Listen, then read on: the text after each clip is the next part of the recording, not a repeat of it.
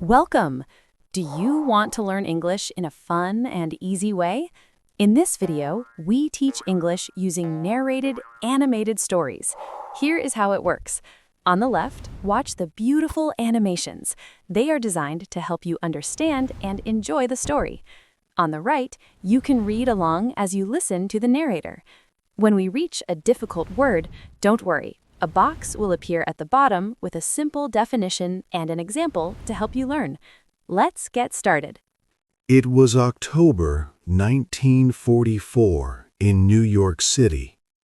Outside the big Paramount Theater, many young girls were screaming very loudly. They cried, and some even fainted. Police officers had to come in large numbers because the scene looked like a big riot, not just a show. All this excitement was for one singer, Frank Sinatra. He was a skinny young man with large blue eyes. His voice was special. It seemed to speak to people's deepest feelings and make them feel less alone. Frank Sinatra was born in a small home in Hoboken, New Jersey. His birth was not easy at all. He was a very large baby, weighing over 13 pounds, and doctors needed special tools to help him. When he came out, he was blue and silent. The doctor thought the baby was dead. He put little Frank on the kitchen counter to help his mother first. But Frank's brave grandmother saved him. She quickly put cold water on the baby, and then he gasped and started to breathe. It was a miracle. This boy, who almost died on a simple kitchen counter, grew up to be a very important person in America. He became a superstar in music and movies. His voice became famous everywhere. Many people wondered how this almost dead infant from a poor home could become so powerful and define what it meant to be an American man. He also shaped pop culture, influencing many who came after him. Frank Sinatra was a man with two very different sides. On one hand, he was a strong fighter for civil rights. He wanted everyone to be treated equally, no matter their race. This was very brave at that time. But on the other hand, some people said he was friends with mob associates.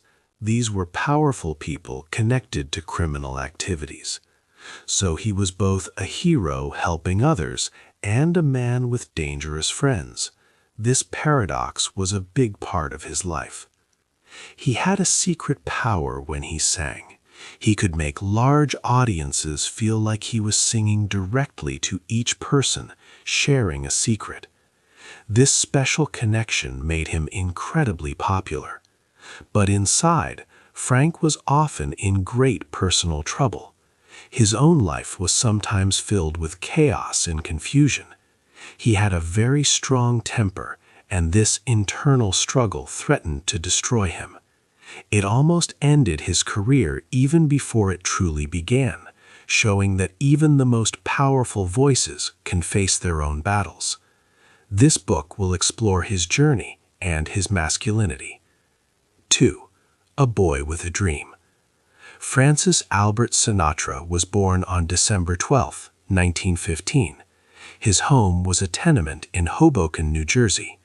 His parents were immigrants from Italy. His birth was very hard. He weighed almost 14 pounds. Doctors used special tools called forceps to help him be born.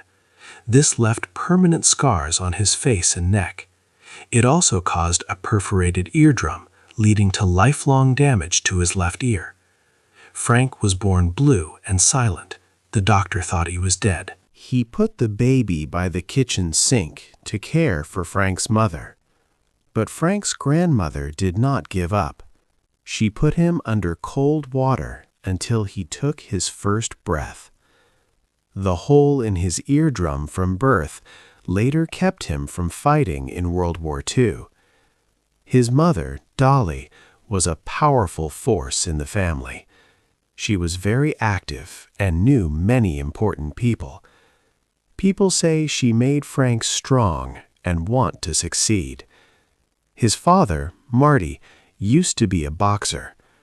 Frank grew up in a home full of music and big dreams. He quickly learned that moving an audience was a special kind of power. Frank did not like school very much. He was expelled from A.J. Demarest High School in 1931. He attended for only 47 days. His formal education stopped there. But what he missed in school, he found in music. He never learned to read music notes. Instead, he taught himself by listening to songs and singers. He carefully watched and listened to famous vocalists of that time, especially Bing Crosby, whom he admired greatly. He even took lessons to learn how to speak clearly, which helped his singing voice. Frank sang wherever people would listen. He carried his own sound system from one place to another. Frank decided he would not work in a factory or become a fighter like other boys in Hoboken. He wanted to sing. In 1935, his mother helped him get a big chance. He joined a local singing group called the Three Flashes. They later became the Hoboken Four. The group won a prize on a radio show. They got a 6-month contract to perform. Frank quickly became the main singer. Girls loved him the most. This made the other members of the group feel very jealous. Frank's burning ambition grew stronger every day. He wanted to leave the Hoboken Four and start a solo career. This was a very dangerous choice. He had only just started earning a little money, like $15 a week as a singing waiter in a place called the Rustic Cabin. Leaving the group meant losing his steady job and facing a lot of uncertainty. This risky step could cost him everything he had worked so hard to achieve. 3. A big star. Frank Sinatra left Harry James's band and joined Tommy Dorsey's band. This accelerated his rise to fame. Tommy Dorsey was a master trombone player, and Frank watched him very carefully. He learned how to control his breath from Dorsey, who could hold musical notes for a long time. Frank wanted to sing with that same smooth, long breath. Dorsey noticed Frank's special talent, saying that people got excited when the young, skinny singer stood up. He had a unique energy. Soon, Frank became incredibly popular with young girls. They were called Bobby Soxers, and they would scream and sometimes faint at his concerts. People gave him the nickname Swoonatra. One famous show was in October 1944 at the Paramount Theater in New York. So many girls came that the police had to arrive, as the scene was almost like a small riot. This phenomenon was new for pop music. Many people wondered why girls loved Frank so much. He had a secret way of singing that felt very personal. He did not just sing loudly to a big crowd. He sang intimately, as if he was talking only to one person in the audience. It felt like he was whispering a secret directly to each girl. This psychological trick made his singing very strong and personal.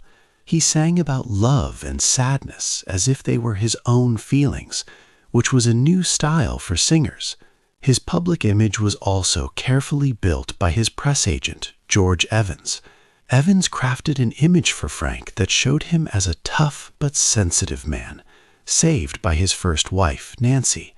By the mid-1940s, Frank was a massive star. He sold millions of records every year and began acting in movies, appearing with famous actors like Gene Kelly.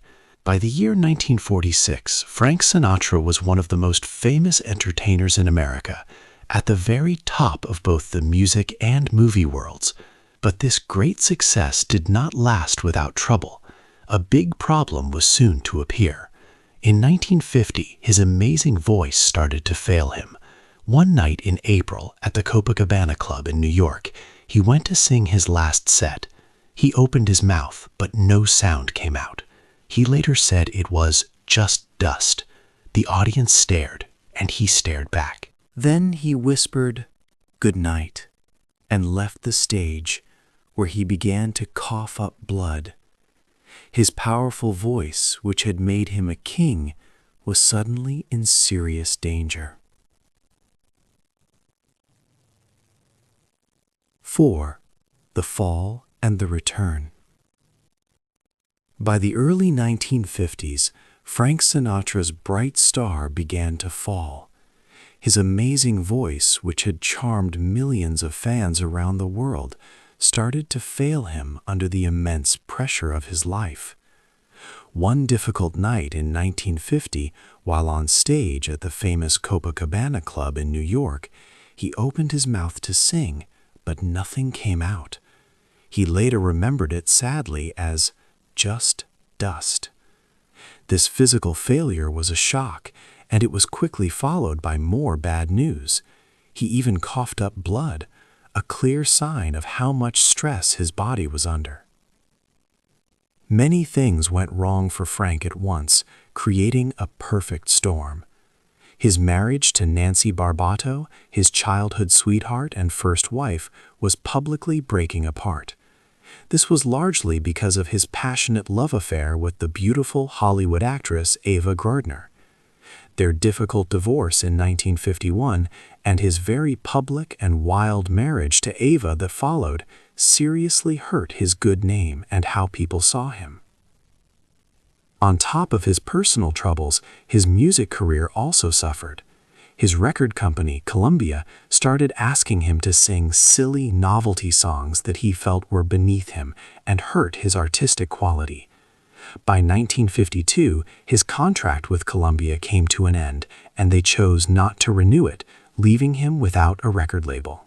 His popular network television show was also canceled, taking away another major platform for his singing. Frank Sinatra was only 37 years old, but in the fast-moving world of entertainment, many people already thought his career was finished. He was widely seen as a has-been, someone whose best days were behind them. This period of great failure led him into a deep personal depression. The weight of losing his voice, his family stability, and his fame was too much. Some reports even said that he was so sad and without hope that he tried to harm himself by cutting his wrists, showing the extreme pain he was feeling inside. He felt truly lost and abandoned by the public that once adored him. But Frank Sinatra was not ready to give up completely. He heard about a new movie being made called From Here to Eternity, based on a popular book. There was a small but very important role for a tough but vulnerable soldier named Maggio. Frank desperately wanted this part, seeing it as a possible way back. He went to the powerful head of Columbia Pictures, Harry Cohn, and personally begged for the role. He even offered to work for very little money, accepting just a small fraction of what he usually earned for a major movie role. Getting this movie role was his absolute last chance. If he failed in this part, or if he didn't get it at all, his career in Hollywood and music would be truly dead forever. Would this massive gamble save his life and bring him back to the top? Or would it ruin his legacy completely and end his story for good? 5. The Magic Voice. After his Oscar-winning comeback in the movie From Here to Eternity, Frank Sinatra found a new chance. Capitol Records decided to sign him again. This was a big opportunity for him to start fresh. He began working closely with a very talented music arranger named Nelson Riddle. Together, they created many famous and important recordings. Frank completely changed his style of singing and his public image. Before, he was known as a young, exciting teen idol who made girls faint. Now he became a mature, serious artist, singing for adults about deep and complex feelings. His personal life was very difficult during this time. His intense relationship with actress Ava Gardner had ended, leaving him heartbroken and sad. Frank used these painful personal experiences in his music. He sang songs that were incredibly honest, sharing his true feelings and showing his vulnerability. This was a new and bold approach for pop music in that era. He started to make concept albums. These were records where all the songs worked together to tell one story or create a single mood, often focusing on themes of loneliness or lost love. One of his most famous albums from this period was In the Wee Small Hours, released in 1955. It explored feelings of loneliness and heartbreak. Many people consider it one of the very first and best concept albums ever made. It perfectly captured the deep sadness Frank felt after his breakup with Ava Gardner. Nelson Riddle's elegant orchestrations helped Frank's voice shine even more. Riddle's music gave Frank's mature and powerful voice the perfect background. He could sing cheerful, upbeat songs, but he truly excelled at sad, introspective ones. These albums were not just collections of popular songs, they were unified artistic statements, inviting listeners to experience whole emotional worlds. Music experts and critics still praise these Capitol Records albums as some of the best vocal recordings of all time. Frank himself often said that Nelson Riddle was the greatest arranger in the world. Their creative partnership was central to his artistic achievements and helped define his legacy. However, this new, deeply emotional sound was also a big gamble. In the 1950s, much of the popular music was happy and light. Frank was now singing about very deep sadness and pain. People wondered if audiences would accept this changed, more serious, and often broken-hearted Frank. Would he manage to keep his top position as a music star, or would he lose his popularity to the new, energetic rock and roll singers who were becoming famous? The music world was changing fast, and Frank's future as the king of pop music was far from certain. Frank Sinatra entered a dangerous part of his life in the late 1950s and early 1960s.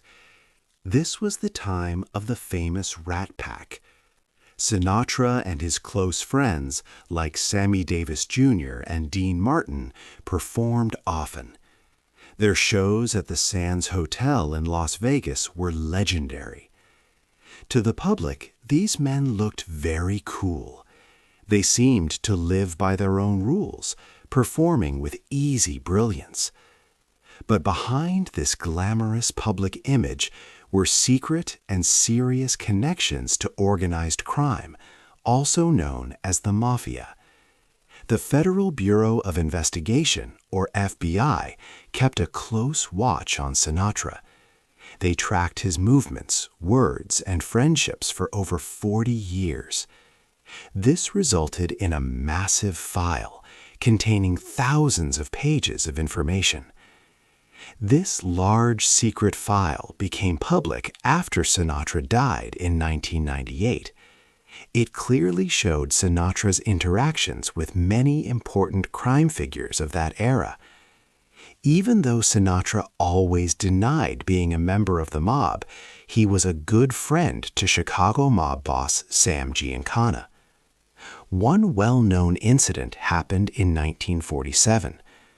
Photos appeared showing Sinatra with famous mafia figure Lucky Luciano at a gathering in Havana. This caused a big problem for Sinatra's public reputation, a scandal he could never fully escape. Sinatra claimed he was carrying art supplies in a case, but many people doubted this story. Later, in 1960, Sinatra became deeply involved in politics. Joseph P. Kennedy, the father of John F. Kennedy, asked for Sinatra's help. Sinatra agreed to act as a go-between between Giancana and the Kennedy family. His goal was to help secure votes for John F. Kennedy's presidential campaign. Sinatra believed this role would give him great political power and influence. He hosted many lavish fundraisers and campaigned with strong energy, imagining himself as a key player in the new government. However, the humiliation that followed was complete. Attorney General Robert F. Kennedy strongly advised his brother, President John F. Kennedy, to end all ties with Sinatra. This was due to Sinatra's well-known associations with mafia figures like Sam Giancana. President Kennedy then canceled a planned visit to Sinatra's home in Palm Springs. Sinatra had even built a special helipad on his property just for the president's arrival. Instead, Kennedy chose to stay at the home of Sinatra's Rat Pack colleague, Bing Crosby. This public snub was deeply personal for Sinatra, and his anger over this rejection lasted for years. Sinatra's close links to Sam Giancana also created serious problems for his business ventures, especially his casino ownership. Sinatra held partial ownership in casinos in Lake Tahoe and Las Vegas. When Nevada's gaming officials discovered that Giancana was staying at Sinatra's Cal Neva Lodge, they took swift action. As a result, Sinatra was forced to give up his casino ownership and gaming license. It is still not fully certain how involved Sinatra truly was in criminal activities. However, he often used the defense, "If you sing in joints, you're gonna know the guys that run them." This meant that in mid-20th century America, many of the most important places for entertainers to perform were controlled by organized crime. The mob needed famous stars to attract crowds, and stars needed these venues to build their careers. They both depended on each other in this way. This created a permanent cloud over Sinatra's good name, a shadow that no amount of artistic success could ever completely remove. 7. A good heart. Frank Sinatra, known for his tough image, also had a surprisingly good and caring heart. He fought strongly, but often quietly, for civil rights. He always refused to perform in places that did not allow black guests. For example, in Las Vegas, he made sure that hotels and casinos, like the Sands, changed their rules to welcome black people. He worked with Sammy Davis Jr. to end unfair practices, also called Jim Crow policies, in Nevada by 1961. He also showed his support for Martin Luther King Jr. He performed at Carnegie Hall for King in 1961, joined Rat Pack boycotts, and gave a lot of money to groups helping black people register to vote. Frank's strong belief in equality came from his personal background. When he was a child, he faced bad treatment because his family was Italian. This experience made him a strong opponent of racism and hate against Jewish people. There was a time when he learned a club would not let Sammy Davis Jr. enter because he was black. Frank was very angry and ended his contract with that club right away. He used his power and fame to show that all Americans were equal. He even appeared in a short film in 1945, The House I Live In, to spread this important message. The film won special awards. Beyond his public stands, Frank also showed deep private kindness. When the actor Bela Lugosi passed away with almost no money, Frank secretly paid for his funeral costs. Another personal story shows his caring nature. In 1963, his son, Frank Jr., was kidnapped. Frank paid a large ransom of $250,000 to get him back safely. After this frightening event, Frank swore he would always have money for an emergency call. He carried a roll of dimes with him for the rest of his life, a small but important reminder of that day. However, Frank's choice to fight for justice brought him into danger. Hate groups like the Ku Klux Klan burnt effigies of him.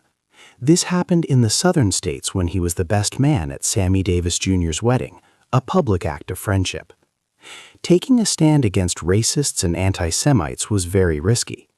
It could have caused him to lose many fans, especially in the South. People wondered if his strong fight for justice would destroy his successful career and everything he had worked so hard to build. 8. The end of the story. Frank Sinatra continued to sing for many years, even into his old age. His voice grew deeper and darker over time, but he performed tirelessly, giving hundreds of international concerts until his final public show in 1995. Even though his memory began to fail in his last years, he remained a compelling showman until the very end. His ideas about politics changed a lot during his life. He began as a strong Democrat, supporting presidents like Roosevelt and Kennedy. Later, he became a Republican and helped presidents like Nixon and Reagan. President Reagan even gave him the Presidential Medal of Freedom, a very important award. This change in his political views, from a liberal to a conservative, shows how his life experiences and growing wealth shaped his beliefs. Frank married 4 times. His fourth and last wife was Barbara Sinatra. They were married from 1976 until he died. She was with him when he passed away on May 14, 1998, in Los Angeles. He was 82 years old and died from a heart attack. He left behind a huge musical legacy. Many experts believe his 1,400 recordings are the most important body of work in American vocal music. He changed how people sang, making it more about personal feelings. His entrepreneurial vision, like starting Reprise Records, showed artists how to control their own work. He influenced many musicians who came after him, from rock stars to hip-hop artists. Sinatra also used his power to help others. He helped stop unfair rules in Las Vegas casinos that kept black people out. His actions, even with all his faults, made a real contribution to the civil rights movement, especially in an era when it was risky for performers to take such stands. His grave in California has a special message carved on it: "The best is yet to come." This phrase tells us about his endless hope, or maybe it was his final tease as a performer. It makes us think about how a man with many problems, a person often seen with shadows, could create such beautiful and honest art. His music still touches people today, reminding us of love, loss, and the desire to keep going. Frank Sinatra was a mix of good and bad, shadows and light. He was a brilliant artist, but also a man with complicated relationships and a strong temper. His life was full of contradictions. We are left to wonder if we can ever fully separate the amazing singer from the complex person he was. What do you think was the most surprising thing about Frank Sinatra's life? Hey there! Just a second before you go. If you learned something new today, please give this video a like, write your thoughts in the comments, and subscribe to the channel. It only takes a second, and it really, really helps to create even better English videos for you. Your support means the world. Thank you.